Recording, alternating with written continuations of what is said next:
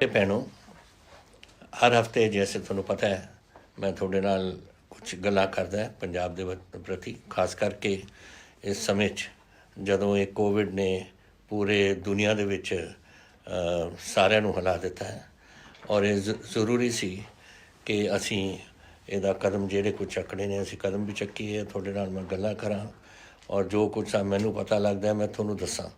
ये चीज़ कोई लुको दी नहीं है, ये आपां नूं खुले गल्लां करनियां चाहीदियां ने ताकि तुसीं भी समझ सको और मैं भी समझ के तुहानूं दस सकां कि की कुछ साडे पंजाब दे विच आपां नूं करना चाहीदा।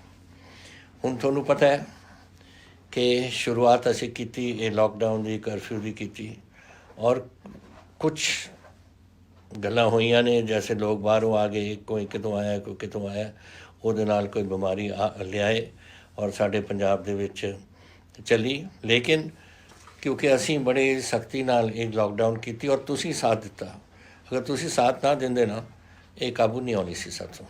अज देख लो देश भर में की हो रहा है, की महाराष्ट्र हो रहा है, की तमिलनाडु हो रहा है, की गुजरात में हो रहा है और दुनिया के विच तां हद ही बाहर टप गई, तो तुसीं सब कुछ जानते ही हो।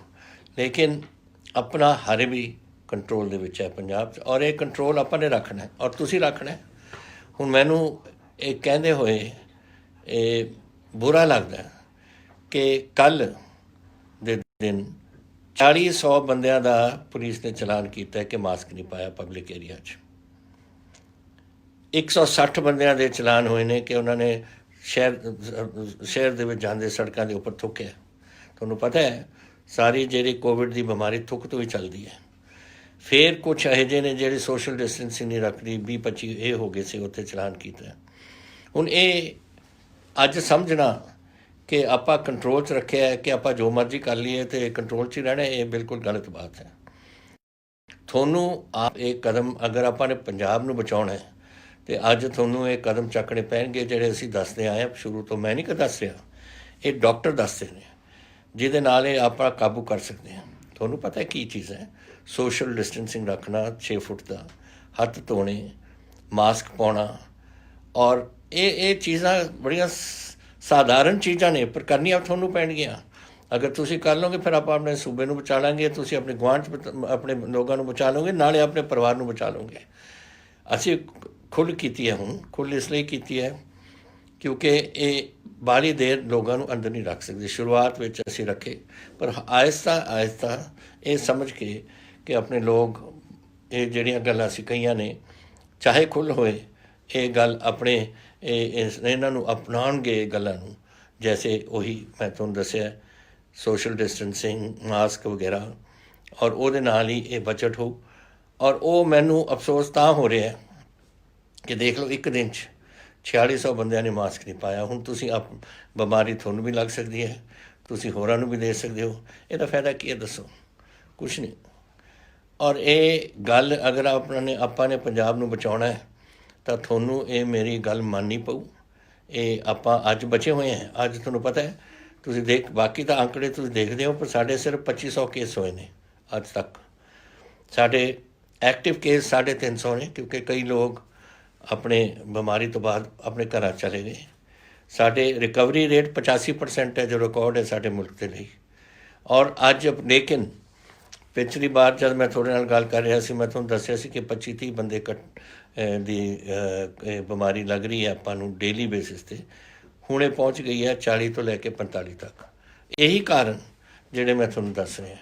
इस करके तुसीं अपनी जिम्मेवारी समझो, अपने वास्ते भी, अपने परिवार वास्ते भी, अपने गुआंढ वास्ते भी और अपने पंजाब वास्ते भी।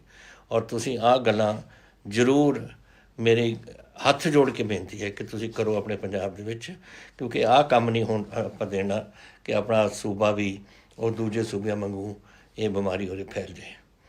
हिंदुस्तान दे विच रोज़ 9000 केस आ रहे हैं और उहदे विचों पंजाब दा सिर्फ 0.5% है और 2.5% साडी हिंदुस्तान की पॉपूलेशन है।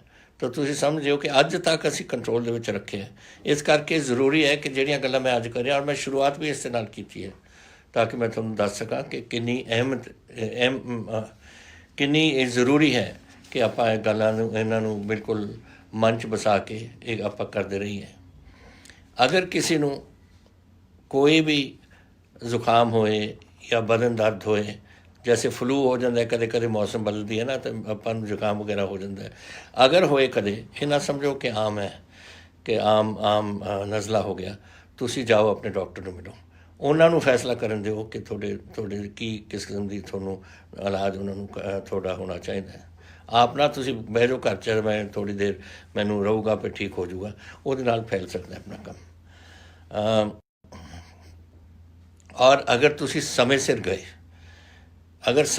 ਵਾਹਿਗੁਰੂ ਦੀ ਕਿਰਪਾ ਨਾਲ ਤੁਸੀਂ ਤੁਹਾਡਾ ਇਲਾਜ, ਜੈਸੇ ਇੰਨੇ ਲੋਕ ਸਾਡੇ ਸਮੇਂ ਸਿਰ ਗਏ ਨੇ ਔਰ ਉਹਨਾਂ ਦਾ ਇਲਾਜ ਹੋਇਆ ਔਰ ਉਹ ਠੀਕ ਹੋ ਗਏ ਨੇ ਔਰ ਘਰਾਂ 'ਚ ਵਾਪਸ ਚਲੇ ਗਏ ਨੇ। ਜਿਹੜੇ ਲੋਕ ਦੇਰ ਕਰ ਦਿੰਦੇ ਨੇ ਉੱਥੇ ਫਿਰ ਮੁਸੀਬਤ ਆਉਂਦੀ ਹੈ।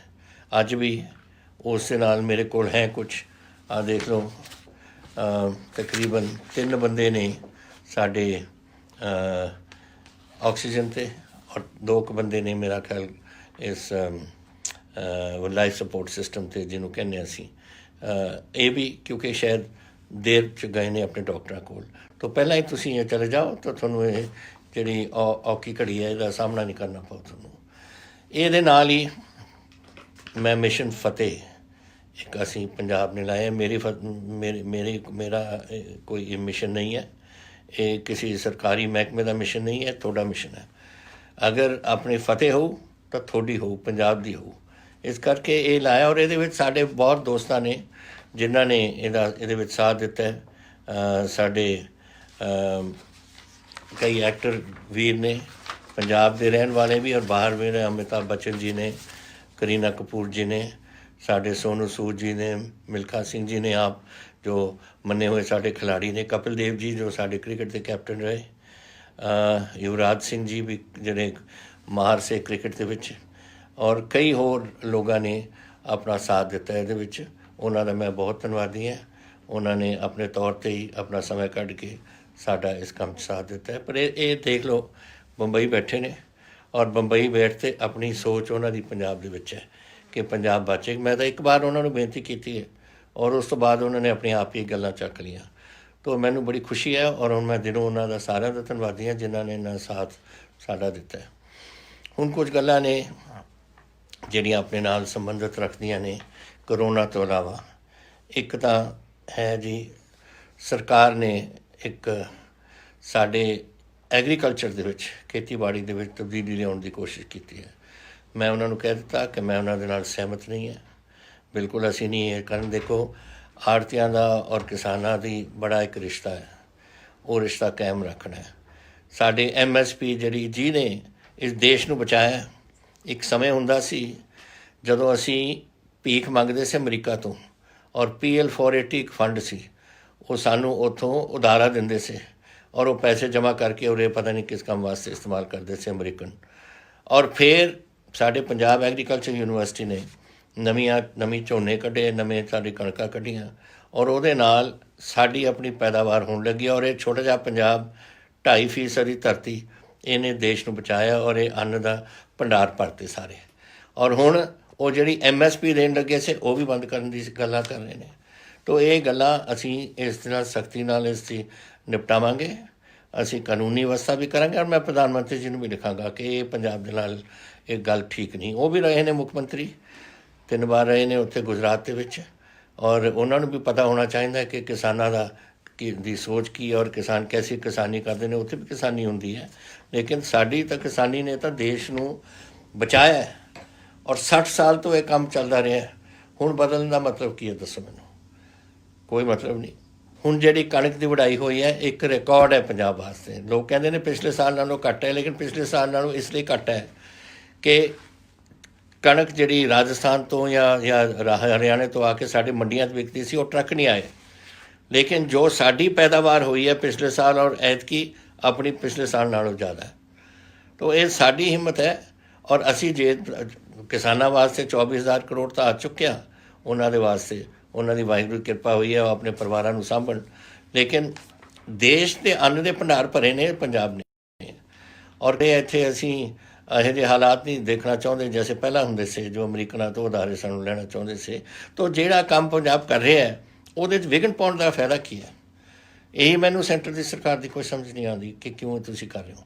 ਤਾਂ ਇਹ ਗੱਲਾਂ ਮੈਂ ਤੁਹਾਨੂੰ ਦੱਸਣਾ ਚਾਹੁੰਦਾ ਸੀ ਕਿ ਅਸੀਂ ਇਹਦੀ ਜ਼ਰੂਰ ਪ੍ਰਾਈਮ ਮਿਨਿਸਟਰ ਨੂੰ ਮਿਲੂੰਗਾ ਔਰ ਮੈਂ ਜ਼ਰੂਰ ਇਹਨੂੰ ਅਸੀਂ ਸਖਤੀ ਨਾਲ ਜ਼ਰੂਰ ਇਹਦਾ ਨਿਪਟਾਂਗੇ ਇਸ ਨੂੰ। ਤੁਸੀਂ ਇੱਕ ਸਵਾਲ ਕੀਤਾ ਸੀ ਮੈਨੂੰ ਕਿ ਜਿਹੜੇ ਇਹ ਸਕੂਲਾਂ ਦੇ ਵਿੱਚ ਫੀਸ ਹਾਲੇ ਦਿੱਤੀਆਂ ਜਾ ਰਹੀਆਂ ਨੇ, ਅਤੇ ਮੈਂ ਤੁਹਾਨੂੰ ਕਿਹਾ ਸੀ ਕਿ ਜਦੋਂ ਤੱਕ ਸਕੂਲ ਚੱਲਦੇ ਨਹੀਂ ਕੋਈ ਫੀਸ ਨਹੀਂ ਲੈ ਸਕਦਾ, ਸਿਰਫ ਕੋਈ ਉਹ ਲੈਂਦੇ ਨੇ ਔਨਲਾਈਨ ਫੀਸ ਜਾਂ ਕੁਛ ਤੁਸੀਂ ਕਰ ਸਕਦੇ ਹੋ।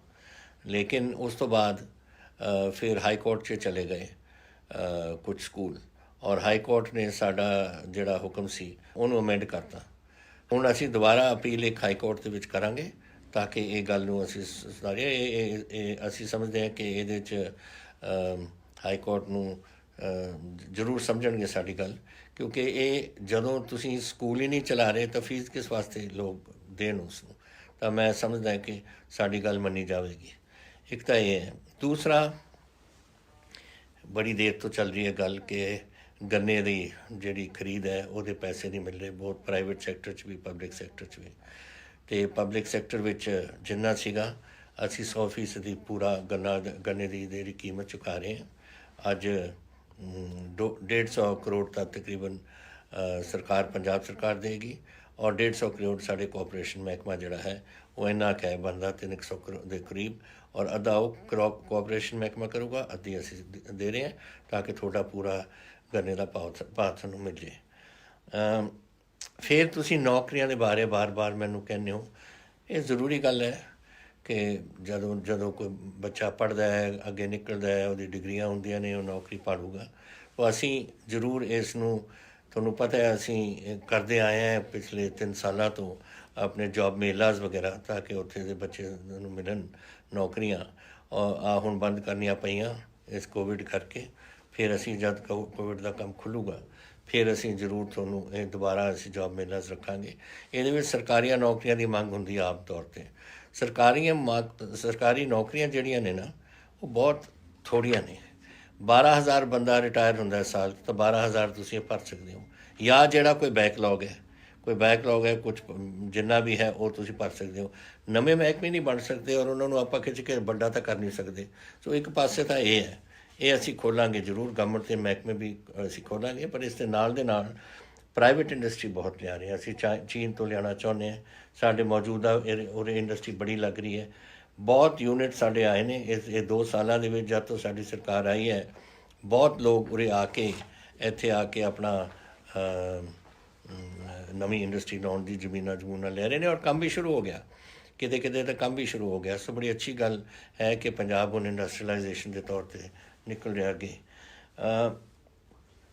ਪਾਵਰ ਟੈਰਿਫ ਦਾ ਤੁਹਾਨੂੰ ਦੇਖਿਆ ਕਿ ਅਸੀਂ ਹੁਣ ਬਿਜਲੀ ਦੇ ਡੋਮੈਸਟਿਕ ਜਿਹੜੇ ਥੋੜ੍ਹੀ ਅਸੀਂ ਰਾਹਤ ਦਿੱਤੀ ਆ ਲੋਕਾਂ ਨੂੰ, ਇਹ ਦੇਣੀ ਦੀ ਲੋੜ ਸੀ, ਕਿਉਂਕਿ ਹੁਣ ਤੁਸੀਂ ਕੋਈ ਨੌਕਰੀ ਨਹੀਂ ਕਰ ਰਿਹਾ, ਕੋਈ ਫੈਕਟਰੀਆਂ ਬੰਦ ਪਈਆਂ ਸੀਆਂ, ਕੁਛ ਇਹ ਸਾਰੇ ਜਿਹੜੀ ਸਮੱਸਿਆ ਬਣੀ ਹੋਈ ਹੈ ਪੰਜਾਬ 'ਚ ਆਰਥਿਕ ਤੌਰ 'ਤੇ, ਜਿਹੜੇ ਸਾਡੇ ਬਸ ਦੀ ਗੱਲ ਸੀ ਅਸੀਂ ਉਹ ਕੀਤੀ।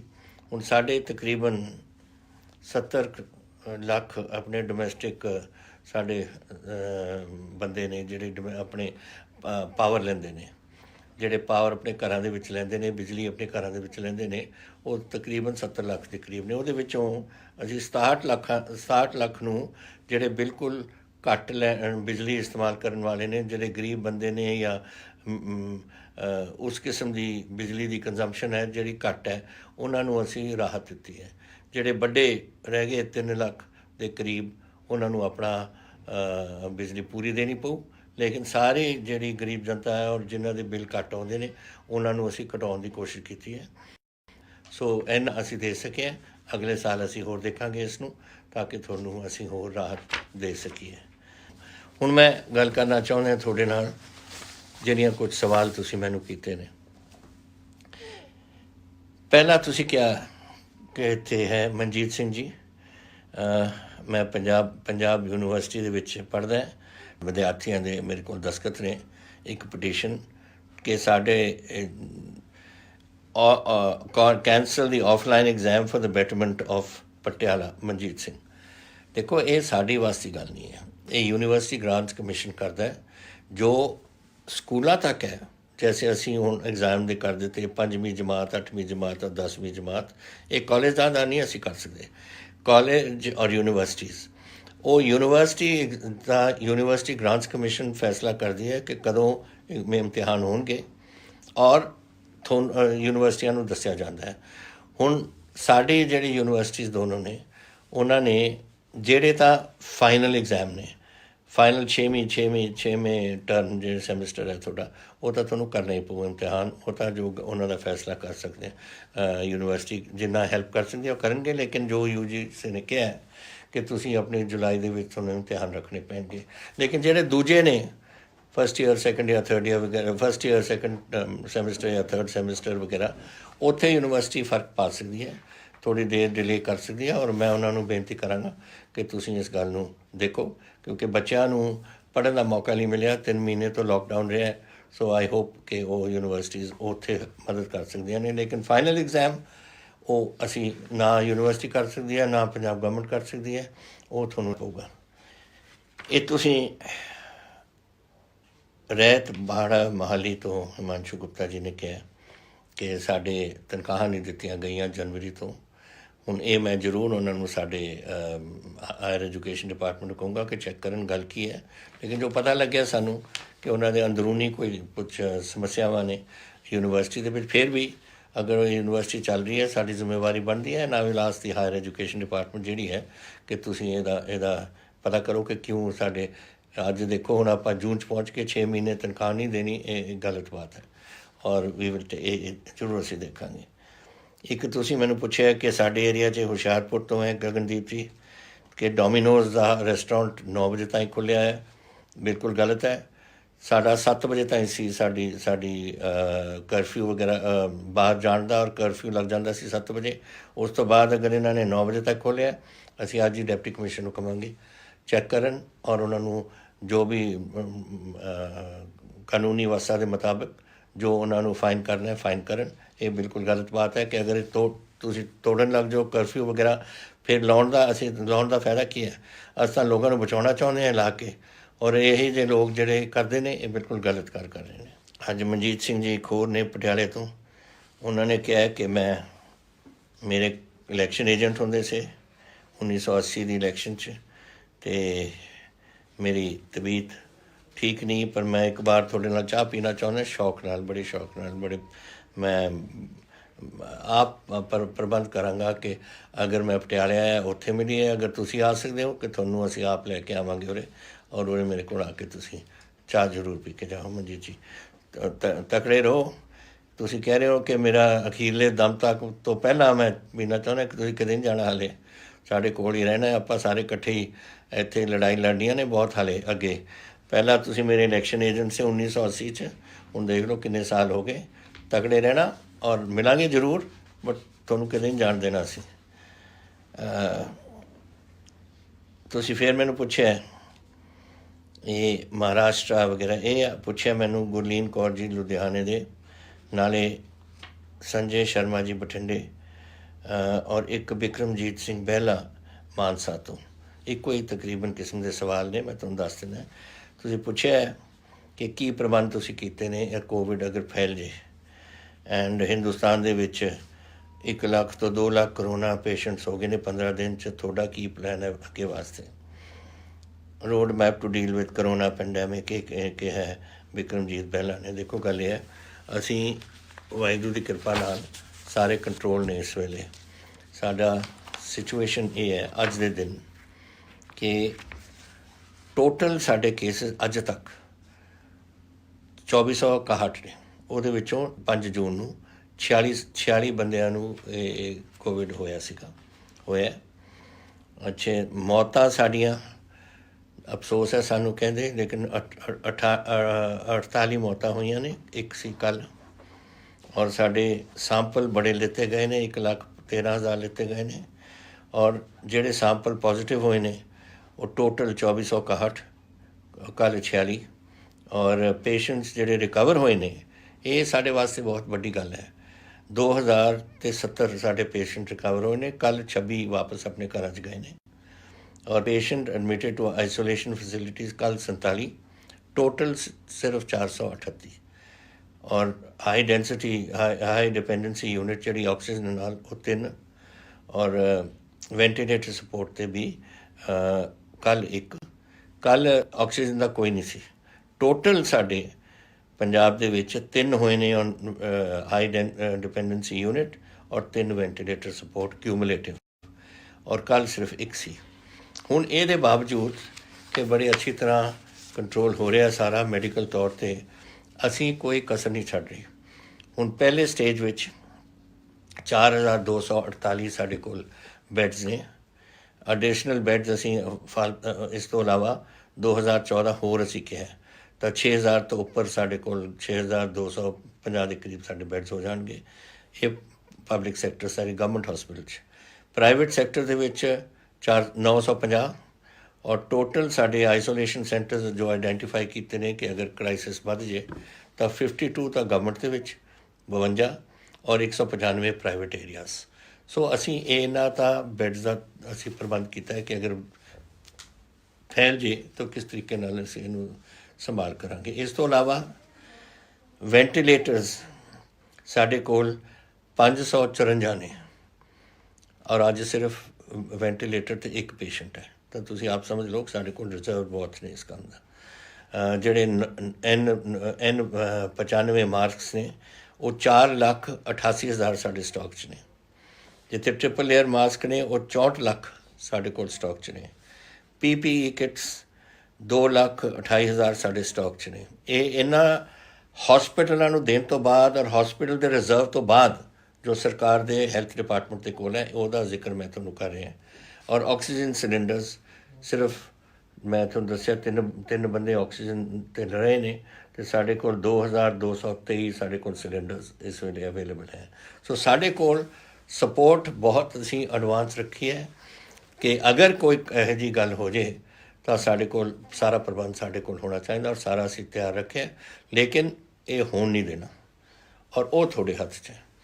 ਅਗਰ ਤੁਸੀਂ ਮੇਰੀ ਗੱਲਾਂ ਮੰਨੋਗੇ ਤਾਂ ਆਹ ਕੰਮ ਜਿਹੜਾ ਹੈ ਇਹ ਸਟੋਰ 'ਚ ਹੀ ਰਵੇ ਤਾਂ ਇੱਥੇ ਚੰਗਾ। ਸਾਨੂੰ ਲੋੜ ਨਹੀਂ ਆਪਣੇ ਲੋਕਾਂ ਵਾਸਤੇ, ਆਪਾਂ ਲੋਕਾਂ ਦੀ ਜਾਨਾਂ ਬਚਾਉਣੀਆਂ ਨੇ ਔਰ ਜਾਨਾਂ ਬਚਾਵਾਂਗੇ ਜਿਸ ਤਰੀਕੇ ਨਾਲ ਮੈਂ ਤੁਹਾਨੂੰ ਦੱਸਿਆ। ਮੇਰਾ ਕੰਮ ਨਹੀਂ, ਇਹ ਡਾਕਟਰ ਦੱਸਦੇ ਨੇ ਔਰ ਡਾਕਟਰਾਂ ਦੀ ਆਪਾਂ ਨੂੰ ਇਹ ਗੱਲ, ਇਹ ਬਿਮਾਰੀ ਹੈ ਔਰ ਡਾਕਟਰਾਂ ਦੀ ਗੱਲ ਆਪਾਂ ਨੂੰ ਸੁਣਨੀ ਚਾਹੀਦੀ ਹੈ। ਅਤੇ ਯਾਦ ਰੱਖੋ, ਇੱਕ ਵਾਰ ਫਿਰ ਮੈਂ ਕਹਿਣਾ ਤੁਹਾਨੂੰ, ਤੁਸੀਂ ਸੋਸ਼ਲ ਡਿਸਟੈਂਸਿੰਗ ਰੱਖੋ, ਮਾਸਕ ਪਾਓ, ਮਾਸਕ ਬਗੈਰ ਬਾਹਰ ਨਹੀਂ ਜਾਣਾ, ਥੁੱਕਣਾ ਨਹੀਂ ਬਿਲਕੁਲ ਬਾਹਰ, ਔਰ ਤੁਸੀਂ ਆਪਣੇ ਬਿਲਕੁਲ ਇਹਤਿਆਤ ਨਾਲ ਤੁਸੀਂ ਆਪਣਾ ਸਾਰਾ ਸੰਭਾਲ ਕਰੋ। ਤਾਂ ਆਪਾਂ ਨੂੰ ਇਹ ਚੀਜ਼ਾਂ ਦੀ ਆਪਾਂ ਨੂੰ ਲੋੜ ਨਹੀਂ ਔਰ ਮੈਂ ਵਰਤਣਾ ਨਹੀਂ ਚਾਹੁੰਦਾ।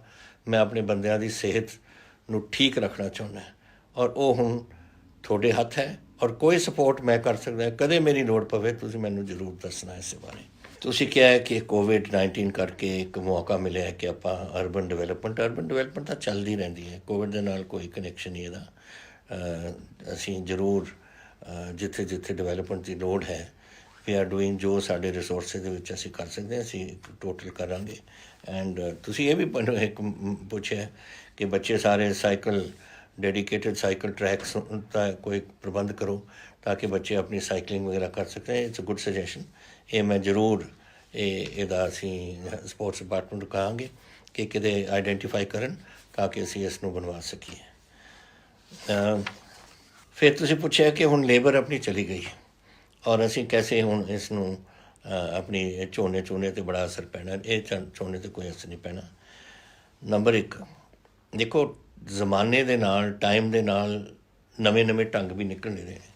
ਹੁਣ ਆਪਣੇ ਆਪ ਹੀ ਕਿਸਾਨਾਂ ਨੇ ਸੋਚਿਆ ਕਿ ਲੇਬਰ ਨਹੀਂ ਮਿਲ ਰਹੀ ਅਤੇ ਡਾਇਰੈਕਟ ਸੋਇੰਗ 'ਤੇ ਪੈ ਗਏ। ਹੁਣ ਤੁਸੀਂ ਕੁਛ ਪੁੱਛ ਰਹੇ ਹੋ ਕਿ ਡਾਇਰੈਕਟ ਸੋਇੰਗ ਦਾ ਕੋਈ ਯੂਨੀਵਰਸਿਟੀ ਨੇ ਨਹੀਂ ਕੁਝ ਦੱਸਿਆ, ਲੇਕਿਨ ਸਾਡੀ ਯੂਨੀਵਰਸਿਟੀ, ਸਾਡਾ ਐਗਰੀਕਲਚਰ ਮਹਿਕਮਾ ਇਹਨਾਂ ਦੇ ਨਾਲ ਹੈ ਇਸ ਕੰਮ 'ਚ ਔਰ ਉਹ ਦੱਸਦੇ ਨੇ ਕਿ ਕੈਸੇ ਕਰਨਾ, ਕੈਸੇ ਨਹੀਂ ਕਰਨਾ। ਔਰ ਹੋਰ ਇਹ ਇੱਥੇ ਹੀ ਨਹੀਂ, ਹੋਰ ਮੁਲਕ ਨੇ ਦੁਨੀਆ ਦੇ ਵਿੱਚ ਜਿੱਥੇ ਝੋਨਾ ਹੁੰਦਾ ਹੈ, ਜਿੱਥੇ ਡਾਇਰੈਕਟ ਸੋਇੰਗ ਹੁੰਦੀ ਹੈ।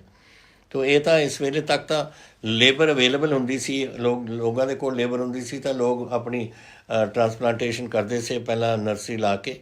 ਹੁਣ ਜਦੋਂ ਨਹੀਂ ਰਹੀ ਇੰਨੀ ਤਾਂ ਉਹਨਾਂ ਨੇ ਆਪਣੇ ਆਪ ਸੋਚਿਆ ਲੇਬਰ ਤਾਂ ਆ ਰਹੀ ਹੈ। ਇੱਕ ਗੱਲ ਤੁਸੀਂ ਸਮਝ ਲਓ ਕਿ ਬਹੁਤ ਲੇਬਰ ਵਾਪਸ ਆ ਰਹੀ ਹੈ। ਮੇਰੇ ਟੈਲੀਫੋਨ 'ਤੇ ਇਹਦੇ 'ਤੇ ਮੈਨੂੰ ਡੇਲੀ ਕਹਿੰਦੇ ਨੇ ਸਾਨੂੰ ਟ੍ਰੇਨ ਭੇਜੋ ਔਰ ਸਾਨੂੰ ਲੈ ਕੇ ਆਓ, ਲੇਕਿਨ ਮੈਂ ਤਾਂ ਟ੍ਰੇਨ ਭੇਜ ਕੇ, ਅਸੀਂ ਤਾਂ 400 ਟ੍ਰੇਨਾਂ ਭੇਜੀਆਂ ਨੇ ਔਰ ਉਹਨਾਂ ਨੂੰ ਭਜਾਇਆ ਆਪਣੇ ਘਰ। ਹੁਣ ਉੱਥੇ ਜਾ ਕੇ ਹੁਣ ਵਾਪਸ ਆਉਣਾ ਚਾਹੁੰਦੇ ਨੇ, ਉਹਨਾਂ ਵਾਸਤੇ ਟ੍ਰੇਨ ਤਾਂ ਨਹੀਂ ਅਸੀਂ ਪਹੁੰਚ ਸਕਦੇ, ਲੇਕਿਨ ਸਾਨੂੰ ਪਤਾ ਲੱਗਿਆ ਇੰਡਸਟਰੀਅਲਿਸਟ ਵੀ ਉੱਥੇ ਜਾ ਰਹੇ ਨੇ, ਐਗਰੀਕਲਚਰ ਵੀ ਜਾ ਰਹੇ ਨੇ ਔਰ ਆਪਣੇ ਆਪ ਲੇਬਰ ਨੂੰ ਉੱਥੋਂ ਲੈ ਕੇ ਆ ਰਹੇ ਨੇ। ਇਸ ਤੋਂ ਇਲਾਵਾ ਸਾਡੀ ਲੇਬਰ ਹੈ ਕਿੰਨੀ। ਜਿਹੜੀ ਸਾਡੀ ਮਾਈਗਰੈਂਟ ਲੇਬਰ ਸੀ ਤਕਰੀਬਨ 13 ਲੱਖ ਦੇ ਕਰੀਬ ਸਾਡੇ ਕੋਲ ਮਾਈਗਰੈਂਟ ਲੇਬਰ ਸੀ, ਉਹਦੇ ਵਿੱਚੋਂ ਸਿਰਫ 5 ਲੱਖ ਗਈ ਹੈ। ਸੋ ਅੱਜ ਕੋਲ 9 ਲੱਖ 8 ਲੱਖ ਔਰ 9 ਲੱਖ ਦੇ ਦਰਮਿਆਨ ਤੇ ਲੇਬਰ ਸਾਡੇ ਕੋਲ ਹੈ।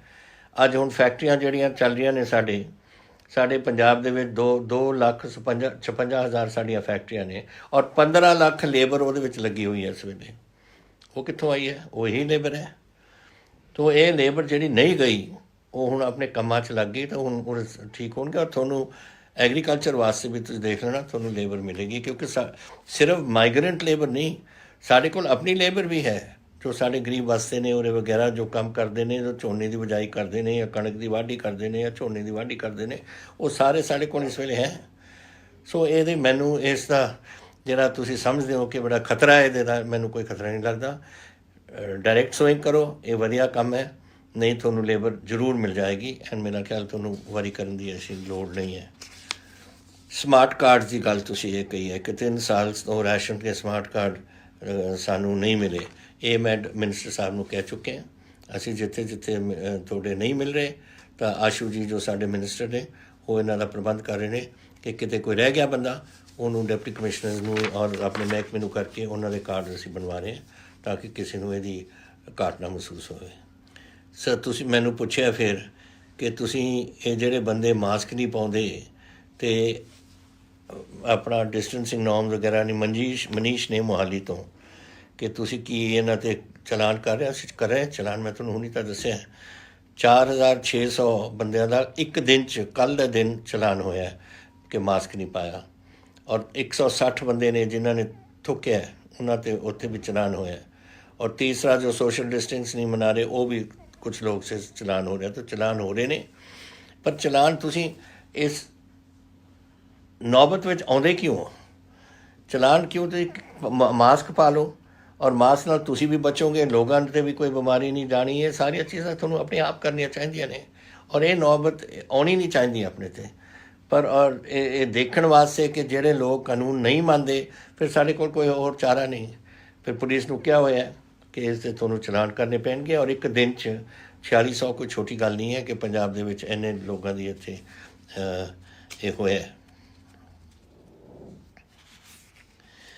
ਤੁਸੀਂ ਫਿਰ ਕਿਹਾ ਕਿ ਕੁਛ ਜਿਹੜੇ ਪ੍ਰਾਈਵੇਟ ਹਸਪੀਟਲ ਨੇ ਕਰੋਨਾ ਪੇਸ਼ੈਂਟਸ ਵਾਸਤੇ ਬਹੁਤ ਜ਼ਿਆਦਾ ਇਹ ਪੈਸੇ ਲੈਂਦੇ ਨੇ। ਦੇਖੋ ਇਹ ਹੋਣਾ ਨਹੀਂ ਚਾਹੀਦਾ। ਇਹ ਪ੍ਰਾਈਵੇਟ ਹਸਪੀਟਲ 'ਤੇ ਵੀ ਮੈਂ ਮੈਡੀਕਲ ਡਿਪਾਰਟਮੈਂਟ ਨੂੰ ਪੁੱਛਾਂਗਾ ਕਿ ਉਹਨਾਂ ਦੇ ਜਾ ਕੇ ਪਤਾ ਕਰਨ ਕਿ ਕੀ ਗੱਲ ਬਣ ਰਹੀ ਹੈ, ਕਿਉਂ ਇੱਥੇ ਚਾਰਜ ਹੋ ਰਹੇ ਹਨ। ਲੇਕਿਨ ਸਾਡੇ ਹਸਪੀਟਲ ਚਾਹੋ ਮੈਂ ਤੁਹਾਨੂੰ ਸਾਰੇ ਆંકੜੇ ਤਾਂ ਹੁਣ ਦੱਸੇ ਨੇ। ਟੌਪ ਕਲਾਸ ਅਸੀਂ ਹਸਪੀਟਲ ਬਣਾ ਲਏ ਸਾਡੇ ਇਸ ਕਰੋਨਾ ਵਾਸਤੇ। ਸਭ ਕੁਝ ਤੁਹਾਡੇ ਕੋਲ ਹੈ, ਸਭ ਡਾਕਟਰਸ ਉੱਥੇ ਨੇ, ਸਭ ਨਰਸਿਸ ਉੱਥੇ ਨੇ, ਸਭ ਕੁਝ ਹੈ। ਉੱਥੇ ਜਾਓ ਔਰ ਉੱਥੇ ਤੁਸੀਂ ਉੱਥੋਂ ਹੀ ਤਾਂ ਨਿਕਲੇ ਨੇ ਜਿਹੜੇ ਇੰਨੇ ਬੰਦੇ ਹੁਣ ਆਪਣੇ ਘਰਾਂ 'ਚ ਵਾਪਸ ਗਏ ਨੇ 85%। ਉਹ ਕਿੱਥੋਂ ਗਏ ਨੇ? ਗਵਰਨਮੈਂਟ ਹਸਪੀਟਲ 'ਚੋਂ ਹੀ ਗਏ ਨੇ। ਤਾਂ ਤੁਸੀਂ ਆਪਣਾ ਇਲਾਜ ਉੱਥੇ ਕਰਵਾ ਲਓ ਅਗਰ ਇੱਥੇ ਕੋਈ ਤੁਹਾਨੂੰ ਮਹਿਸੂਸ ਹੁੰਦਾ ਹੈ। ਲੇਕਿਨ ਇਸ ਦੇ ਬਾਵਜੂਦ ਮੈਂ ਜ਼ਰੂਰ ਹੈਲਥ ਨੂੰ ਕਹਾਂਗਾ ਕਿ ਇਹਨਾਂ ਦੇ ਚੈੱਕ ਕਰਨ ਕਿ ਕਿਆ ਚਾਰਜ ਕਰ ਰਹੇ ਨੇ ਲੋਕਾਂ ਨੂੰ। ਇੱਥੇ ਫਿਰ ਇੱਕ ਅਬੋਹਰ ਤੋਂ ਮੈਨੂੰ ਆਇਆ, ਪਤਾ ਨਹੀਂ ਕਿਉਂ ਇਹ ਨੌਬਤ ਆਈ ਹੈ ਕਿ ਮੈਨੂੰ ਤੁਸੀਂ ਇਹ ਚਿੱਠੀ ਇਹ ਸੁਨੇਹਾ ਮੈਨੂੰ ਭੇਜੋ ਵਿਜੇ ਕੁਮਾਰ ਜੀ ਅਬੋਹਰ ਤੋਂ ਕਿ ਮੈਨੂੰ ਨਾ ਕੋਈ ਕਾਰਡ ਹੈ ਰਾਸ਼ਨ ਦਾ ਮੇਰੇ ਕੋਲ, ਨਾ ਕੋਈ ਰੋਟੀ ਦੇ ਸਾਧਨ ਨੇ। ਪਲੀਜ਼ ਮੇਰੀ ਮਦਦ ਕਰੋ। ਇਹ ਮੈਨੂੰ ਅਫਸੋਸ ਹੈ ਸੁਣ ਕੇ ਕਿ ਮੇਰੇ ਪੰਜਾਬ ਦੇ ਵਿੱਚ ਇਹ ਗੱਲ ਸਾਡੀ ਹੋਈ ਆ। ਅੱਜ ਹੀ ਡਿਪਟੀ ਕਮਿਸ਼ਨਰ ਸਾਹਿਬ ਨੂੰ ਕਹਿ ਰਿਹਾ ਕਿ ਵਿਜੇ ਕੁਮਾਰ ਜੀ ਅਬੋਹਰ ਦੇ ਵਿੱਚ ਇਹਨਾਂ ਨੂੰ ਕੰਟੈਕਟ ਕਰਕੇ ਹੁਣੀ ਰੋਟੀ ਪਹੁੰਚਾਓ, ਉੱਥੇ ਰਾਸ਼ਨ ਪਹੁੰਚਾਓ ਔਰ ਦੇਖੋ ਕਿ ਕਿਉਂ ਇਹਨਾਂ ਨੂੰ ਕਾਰਡ ਨਹੀਂ ਮਿਲਿਆ ਅਗਰ ਇਹਨਾਂ ਦੀ ਹਾਲਾਤ ਇੰਨੀ ਮਾੜੀ ਹੈ। ਅਸੀਂ ਤੁਹਾਡਾ ਵਿਜੇ ਕੁਮਾਰ ਜੀ ਪੂਰਾ ਸਾਥ ਦੇਵਾਂਗੇ ਔਰ ਤੁਸੀਂ ਡਿਪਟੀ ਕਮਿਸ਼ਨਰ ਤੁਹਾਨੂੰ ਕੰਟੈਕਟ ਕਰਨਗੇ। ਤੁਸੀਂ ਇਹ ਵੀ ਪੁੱਛਿਆ ਮੈਨੂੰ ਮਨਦੀਪ ਸਿੰਘ ਜੀ ਨੇ ਕਿ ਫੂਡ ਪ੍ਰੋਸੈਸਿੰਗ ਇੰਡਸਟਰੀ ਪੰਜਾਬ ਦੇ ਵਿੱਚ ਇਹ ਕਿਉਂਕਿ ਖਾਣਾ ਇੱਥੇ ਵਗੈਰਾ ਅੰਨ ਵਗੈਰਾ ਪੈਦਾ ਹੁੰਦਾ ਹੈ, ਤੁਸੀਂ ਇੱਥੇ ਫੂਡ ਪ੍ਰੋਡਕਸ਼ਨ ਦੇ ਵਿੱਚ ਕੀ ਤੁਸੀਂ ਫੋਕਸ ਕਰ ਰਹੇ ਹੋ? ਅਸੀਂ ਕਰ ਰਹੇ ਹਾਂ ਫੋਕਸ ਮਿਲਕ ਪ੍ਰੋਡਕਸ਼ਨ 'ਤੇ ਅਸੀਂ ਫੋਕਸ ਕਰ ਰਹੇ ਹਾਂ। ਦੁੱਧ ਦੀ ਬੜੀ ਫੈਕਟਰੀਜ਼ ਲੱਗ ਗਈਆਂ, ਅਮੁਲ ਹੈ, ਸਾਡੇ ਆਪਣੇ ਨੇ, ਵੇਰਕਾ ਵਾਲੇ ਨੇ, ਹੋਰ ਬੜੇ ਪ੍ਰਾਈਵੇਟ ਯੂਨਿਟਸ ਨੇ ਜਿਹੜੇ ਲੱਗੇ ਹੋਏ ਨੇ। ਸਾਡੇ ITC ਆਈ ਹੋਈ ਹੈ, ਉਹਨਾਂ ਨੇ ਪਲਾਂਟ ਲਾ ਲਿੱਤਾ। ਸਾਡੇ ਇੱਧਰ ਲੇਜ਼ ਵਾਲੇ ਨੇ, ਪੈਪਸੀ ਵਾਲੇ, ਉਹਨਾਂ ਨੇ ਲਾ ਲਿੱਤਾ। ਬਹੁਤ ਪਲਾਂਟਸ ਆ ਰਹੇ ਨੇ। ਸਾਡੇ ਫੂਡ ਪਾਰਕਸ ਇੱਥੇ ਲੱਗੀਆਂ ਨੇ 3, ਉਹਦੇ ਵਿੱਚ ਲੋਕ ਆ ਰਹੇ ਨੇ। ਸੋ ਇੱਥੇ ਕੋਈ ਕਮੀ ਨਹੀਂ। ਫੂਡ ਪ੍ਰੋਡਕਸ਼ਨ ਇਨਕਰੇਜ ਅਸੀਂ ਕਰ ਰਹੇ ਹਾਂ ਔਰ ਅਸੀਂ ਡਾਈਵਰਸੀਫਿਕੇਸ਼ਨ ਪ੍ਰੋਗਰਾਮ ਵਿੱਚ ਵੀ ਅਸੀਂ ਹੁਣ ਚਾਹੁੰਦੇ ਹਾਂ ਕਿ ਸਬਜ਼ੀਆਂ ਵਗੈਰਾ ਹੋਣ, ਔਰ ਸਬਜ਼ੀਆਂ ਜਦ ਹੋਣਗੀਆਂ ਤਾਂ ਆਪਣੇ ਆਪ ਇੰਡਸਟਰੀ ਨੇ ਸਬਜ਼ੀਆਂ ਕੰਜ਼ਿਊਮ ਕਰਨ ਵਾਲੀ ਇੰਡਸਟਰੀ ਉਹਨੇ ਉੱਠ ਜਾਣਾ। ਉਹ ਇਹ ਸਾਡੇ ਵਾਸਤੇ ਇਹ ਵਰੀ ਕਰਨ ਦੀ ਲੋੜ ਨਹੀਂ। ਇਹ ਜ਼ਰੂਰ ਜੋ ਪੰਜਾਬ ਦੇ ਵਿੱਚ ਇੱਥੇ ਸਾਡੀ ਹਿਸਟਰੀ ਹੈ ਔਰ ਸਾਡੇ ਬਾਰੇ ਜੋ ਦੁਨੀਆ ਜਾਣਦੀ ਹੈ ਕਿ ਅਸੀਂ ਐਗਰੀਕਲਚਰ ਪ੍ਰੋਡਿਊਸਿੰਗ ਸਟੇਟ ਹੈ। ਐਗਰੀਕਲਚਰ ਇੱਕ ਚੀਜ਼ ਹੋ ਸਕਦੀ ਹੈ, ਦੂਜੀ ਚੀਜ਼ ਵੀ ਹੋ ਸਕਦੀ ਹੈ, ਤੀਸਰੀ ਵੀ ਹੋ ਸਕਦੀ ਹੈ, ਹਾਰਟੀਕਲਚਰ ਵੀ ਹੋ ਸਕਦੀ ਹੈ, ਵੈਜੀਟੇਬਲ ਪ੍ਰੋਡਕਸ਼ਨ ਵੀ ਹੋ ਸਕਦੀ ਹੈ। ਇਹ ਸਾਰੀਆਂ ਚੀਜ਼ਾਂ ਇਹ ਅਸੀਂ ਦੁਨੀਆ ਦੇ ਜਿਹੜੀ ਇੰਡਸਟਰੀ ਹੈ ਉਹ ਦੇਖ ਕੇ ਆਈ ਹੈ। ਸਾਡੇ ਕੋਲ ਇੱਕ ਸਪੈਨੀਅਰਡ ਆਏ ਨੇ ਉਰੇ, ਇੱਕ ਸਾਡੇ ਬ੍ਰਿਟਿਸ਼ ਵਾਲੇ ਲੱਗੇ ਹੋਏ ਨੇ, ਬਾਕੀ ਬੜੇ ਹਿੰਦੁਸਤਾਨ ਕੋਆਪਰੇਸ਼ਨ ਮੈਂ ਤੁਹਾਨੂੰ ਉਹਨਾਂ ਦੇ ਨਾਮ ਲਿੱਤੇ ਨੇ। ਤਾਂ ਸਾਡੇ ਕੋਲ ਇਹੋ ਜਿਹੀ ਨਹੀਂ। ਸਾਨੂੰ ਹੁਣ ਤਾਂ ਮੈਂ ਆਸ ਕਰਦਾ ਕਿ ਜਿਹੜੇ ਚੀਨ 'ਚੋਂ ਇਹ ਬੰਦ ਹੋ ਰਹੀਆਂ ਨੇ ਯੂਨਿਟ ਔਰ ਬਾਹਰ ਜਾ ਰਹੀਆਂ ਨੇ ਚੀਨ ਤੋਂ, ਉਹਨਾਂ ਦੇ ਵਿੱਚ ਵੀ ਜਿਹੜੇ ਫੂਡ ਯੂਨਿਟ ਨੇ, ਫੂਡ ਤੋਂ ਇਲਾਵਾ ਵੀ ਯੂਨਿਟ ਸਾਡੇ ਪੰਜਾਬ 'ਚ ਆਓ, ਅਸੀਂ ਤੁਹਾਨੂੰ ਦੇਵਾਂਗੇ ਪਰਮਿਸ਼ਨ। ਸਾਡੇ 3100 ਏਕੜ ਜ਼ਮੀਨ ਤਕਰੀਬਨ ਅਸੀਂ 4 ਯੂਨਿਟ 'ਚ ਰੱਖੀ ਹੋਈ ਹੈ ਕਿ ਅਸੀਂ ਇਹਨਾਂ ਨੂੰ ਆ ਕੇ ਉਰੇ ਵਸਾ ਸਕੀਏ। ਦੇਖੋ ਨੌਕਰੀਆਂ ਹੋ ਸਕਣਗੀਆਂ, ਆਰਥਿਕ ਸਾਧਨ ਸਾਡੇ ਵਧਣਗੇ, ਸਾਰੀਆਂ ਚੀਜ਼ਾਂ ਦੀ ਸਾਨੂੰ ਲੋੜ ਹੈ। ਹੁਣ ਰਜਿੰਦਰ ਮਾਨ ਜੀ ਨੇ ਰੋਪੜ ਤੋਂ ਮੈਨੂੰ ਇੱਕ ਸਵਾਲ ਕੀਤਾ, ਔਰ ਇਹ ਸਵਾਲ ਇੱਕ ਨਹੀਂ, ਮੇਰਾ ਖਿਆਲ ਸੈਂਕੜੇ ਸਵਾਲ ਹੋਣੇ ਆ ਇਹਦੇ 'ਤੇ ਮੇਰੇ, ਕਿ ਜਿਮ ਕਦ ਖੋਲੋਗੇ। ਬੱਚੇ ਚਾਹੁੰਦੇ ਨੇ ਜਿਮ ਜਾਣਾ। ਅਤੇ ਇਹ ਅਸੀਂ ਜਿਹੜੇ ਇਹ ਫੈਸਲੇ ਨੇ, ਪਹਿਲੀ ਗੱਲ ਇਹ ਸਮਝਣ ਵਾਲੀ ਹੈ ਕਿ ਇਹ ਜਿਹੜੇ ਫੈਸਲੇ ਨੇ ਇਹ ਸੈਂਟਰਲ ਗਵਰਨਮੈਂਟ ਦੇ ਫੈਸਲੇ ਨੇ। ਲੋਕਡਾਊਨ ਇਹ ਨੈਸ਼ਨਲ ਲੋਕਡਾਊਨ ਹੈ, ਨੈਸ਼ਨਲ ਕਰਫਿਊ ਹੈ, ਨੈਸ਼ਨਲ ਡਿਜ਼ਾਸਟਰ ਮੈਨੇਜਮੈਂਟ ਦੇ ਅਧੀਨ ਆਉਂਦਾ ਹੈ। ਜਦੋਂ ਨੈਸ਼ਨਲ ਡਿਜ਼ਾਸਟਰ ਮੈਨੇਜਮੈਂਟ ਦੇ ਅਧੀਨ ਕੁਛ ਹੋਏ ਫਿਰ ਸੈਂਟਰ ਆਪਣੇ ਹੁਕਮ ਉੱਥੋਂ ਦਿੰਦੀ ਹੈ, ਹੋਮ ਮਿਨਿਸਟਰੀ ਦਿੰਦੀ ਹੈ। ਅਗਰ ਸਟੇਟ ਦੀ ਹੁੰਦੀ ਤਾਂ ਮੇਰੇ ਹੱਥ 'ਚ ਹੁੰਦੀ ਸੀ, ਲੇਕਿਨ ਇਹ ਪੂਰੇ ਹਿੰਦੁਸਤਾਨ ਵਾਸਤੇ ਹੈ ਤਾਂ ਨੈਸ਼ਨਲ ਲੋਕਡਾਊਨ ਹੈ। ਔਰ ਉਹਨਾਂ ਨੇ 2 ਚੀਜ਼ਾਂ ਹਾਲੇ ਨਹੀਂ ਖੋਲ੍ਹੀਆਂ, ਇੱਕ ਜਿਮ ਨਹੀਂ ਖੋਲ੍ਹੇ ਔਰ ਇੱਕ ਰੈਸਟੋਰੈਂਟ ਨਹੀਂ ਖੋਲ੍ਹੇ। ਤਾਂ ਮੈਂ ਆਸ ਕਰਦਾ ਕਿ ਆਉਣ ਵਾਲੇ ਜਦੋਂ ਲੋਕਡਾਊਨ ਨੂੰ ਰਿਵਿਊ ਕਰਨਗੇ ਇਹ ਦੋਨੋਂ ਚੀਜ਼ਾਂ ਨੂੰ ਜ਼ਰੂਰ ਖੋਲ੍ਹਣਗੇ ਤਾਂ ਕਿ ਫਿਰ ਨੋਰਮਲਸੀ ਆਪਣੀ ਪੰਜਾਬ 'ਚ ਆਉਂਦੀ ਹੋਵੇ। ਸਭ ਪਰਵਾਹ ਨਾ ਕਰੋ, ਹਾਲੇ ਹੈ ਤਾਂ ਥੋੜ੍ਹੇ ਦਿਨ, ਲੇਕਿਨ ਥੋੜ੍ਹੀ ਬਹੁਤੀ ਦੌੜ ਦੂੜ ਡਾਲਿਆ ਕਰੋ, ਸਾਈਕਲ ਨਾਲ ਚੜ੍ਹ ਕੇ ਸਾਈਕਲਿੰਗ ਕਰ ਲਿਆ ਕਰੋ, ਔਰ ਉਸ ਤੋਂ ਬਾਅਦ ਜਿਮ ਆ ਜਾਣੀ ਹੈ ਤੁਹਾਡੇ ਕੋਲ। ਔਰ ਜਿਮ ਤੁਹਾਡੇ ਜਦ ਚੱਲਣਗੇ ਫਿਰ ਤੁਸੀਂ ਆਪਣੀ ਨੋਰਮਲ ਲਾਈਫ ਜੋ ਹੈ ਤੁਸੀਂ ਉਹ ਆਪਣਾ ਸ਼ੁਰੂ ਕਰ ਦੇਣਾ। ਫਿਰ ਤੁਸੀਂ ਇੱਕ ਮੈਨੂੰ ਅਨਿਲ ਕੁਮਾਰ ਜੀ ਰਾਣਾ ਨੇ ਲਿਖਿਆ ਹੈ। ਹੁਣ ਇਹਨਾਂ ਨੇ ਇਹ ਨਹੀਂ ਦੱਸਿਆ ਕਿ ਕਿਹੜੇ ਸ਼ਹਿਰ 'ਚ ਵਸਦੇ ਨੇ, ਲੇਕਿਨ ਇਹ ਕਿਹਾ ਕਿ ਸਾਡੇ ਸੜਕ ਨਹੀਂ ਕੋਈ ਬਣਦੀ, ਸਾਡੇ 2 ਨਗਰਾਂ ਨੂੰ ਜੋੜਨ ਵਾਲੀ ਸੜਕ ਨਹੀਂ ਬਣਦੀ ਅਤੇ ਹਾਲਾਤ ਬੜੇ ਮਾੜੇ ਨੇ ਹੋ ਰਹੇ। ਪਹਿਲੀ ਗੱਲ ਤਾਂ ਰਾਣਾ ਜੀ, ਦਿਸ ਇਜ਼ ਇਹ ਕੋਵਿਡ ਕਰਕੇ 3 ਮਹੀਨੇ ਤੱਕ ਟੋਟਲ ਲੋਕਡਾਊਨ ਰਿਹਾ ਸਾਡਾ। ਤੁਸੀਂ ਕਿਹਾ ਕਿ 30 ਵਾਰ ਅਸੀਂ ਲੋਕਲ MC ਕੋਲ ਗਏ ਹਾਂ, EO ਕੋਲ ਗਏ ਹਾਂ। ਹੁਣ ਕੰਸਟਰਕਸ਼ਨ ਐਕਟੀਵਿਟੀ ਸ਼ੁਰੂ ਹੋ ਗਈ। ਤੁਸੀਂ ਇੱਕ ਕੰਮ ਕਰੋ, ਤੁਸੀਂ ਪਲੀਜ਼ ਜਾ ਕੇ ਸਾਨੂੰ ਐਟਲੀਸਟ ਦੁਬਾਰਾ ਦੱਸੋ ਕਿ ਤੁਸੀਂ ਕਿਹੜੇ ਸ਼ਹਿਰ 'ਚ ਰਹਿੰਦੇ ਹੋ, ਔਰ ਤੁਹਾਡੀ ਹੈਲਪ ਅਸੀਂ ਕਰਾਂਗੇ। ਔਰ ਸਿਰਫ ਤੁਸੀਂ ਨਹੀਂ, ਅਗਰ ਹੋਰ ਵੀ ਕੋਈ ਹੈ ਜੋ ਆਪਣੀ ਕੋਈ ਇਹੋ ਜਿਹੀ ਮੁਸੀਬਤ ਦੇਖਦੇ ਨੇ ਤਾਂ ਤੁਸੀਂ ਸਾਨੂੰ ਦੱਸੋ, ਅਸੀਂ ਤੁਹਾਡੀ ਹੈਲਪ ਕਰਨ ਦੀ ਪੂਰੀ ਕੋਸ਼ਿਸ਼ ਕਰਾਂਗੇ। ਔਰ ਤੁਹਾਨੂੰ ਸਾਡੀ ਕੋਸ਼ਿਸ਼ ਹੈ ਕਿ ਪੰਜਾਬ ਨੰਬਰ 1 ਸੂਬਾ ਬਣੇ ਹਰ ਪੱਖੋਂ ਹਿੰਦੁਸਤਾਨ ਦੇ ਵਿੱਚ। ਔਰ ਉਹ ਦੇ ਵਿੱਚ ਸਾਡੇ ਸ਼ਹਿਰ ਨੇ 40% ਤਾਂ ਸਾਡੀ ਆਬਾਦੀ ਸ਼ਹਿਰਾਂ 'ਚ ਰਹਿੰਦੀ ਹੈ, 60% ਪਿੰਡਾਂ 'ਚ ਰਹਿੰਦੀ ਹੈ। ਔਰ ਇਹ ਜ਼ਰੂਰੀ ਹੈ ਕਿ ਸਾਡੀ ਆਬਾਦੀ ਵੀ ਜਿਹੜੀ ਹੈ ਉਹ ਜਿਹੜੀ ਸ਼ਹਿਰਾਂ ਵਾਲੀ ਹੈ, ਉਹ ਸ਼ਹਿਰਾਂ ਵਾਲੀ ਆਬਾਦੀ ਨੂੰ ਵੀ ਅਸੀਂ ਚੰਗੀ ਤਰ੍ਹਾਂ ਸੰਭਾਲੀਏ। ਔਰ ਕੋਈ ਤੁਹਾਨੂੰ ਜ਼ਰਾ ਮੈਨੂੰ ਇੱਕ ਵਾਰ ਦੱਸ ਦਿਓ ਤੁਸੀਂ ਕਿਹੜੇ ਸ਼ਹਿਰ 'ਚੋਂ, ਔਰ ਅਸੀਂ ਤੁਹਾਡਾ ਪੂਰੀ ਮਦਦ ਤੁਹਾਡੀ ਕਰਾਂਗੇ। ਬਹੁਤ ਧੰਨਵਾਦ ਤੁਹਾਡਾ ਸਾਰਿਆਂ ਦਾ। ਵਾਹਿਗੁਰੂ ਤੁਹਾਨੂੰ ਸੁਖੀ ਰੱਖਣ। ਤੁਸੀਂ ਮੇਰੀ ਗੱਲਾਂ ਮੰਨੋ ਔਰ